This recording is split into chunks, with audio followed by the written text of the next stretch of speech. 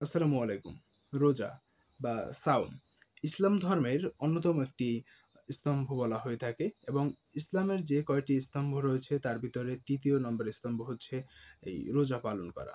যেটা হচ্ছে রমজান মাসের শুরুর থেকে একদম পুরো রমজান মাসটা সেটা ২৯ দিন হয়ে থাকে বা ৩০ দিন হয়ে থাকে।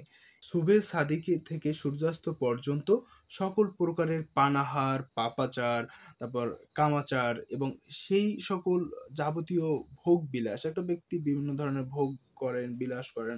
সকল প্রকারের আ অপকর্ম বলতে পারেন বা দুর্নীতি সবকিছুই। পানাহার, তারপর হচ্ছে পাপাচার এবং ভোগবিলাস সবকিছু থেকে একজন মানুষ যখন নিজেকে মুক্ত রাখে, দূরে রাখে। শুধু রোজা রাখা মানেই অ্যা পানাহারি নয়। রোজা রাখার মানেই আমি না খেয়ে থাকলাম সারাটা দিন এরকম না। রোজার রাখার মানে এটাও যে আমি আমাকে নিজেকে সংযত রাখা।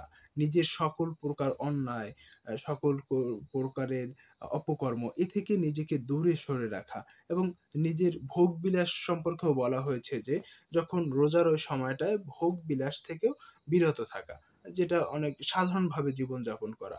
এটাই হচ্ছে রোজার মূল কথা এবং ইসলামের বিধান অনুসারে প্রত্যেক প্রাপ্তবয়স্ক মুসলমানদের জন্য রমজান মাসে রোজা রাখা হচ্ছে ফরজ বা অবশ্য পালনীয়।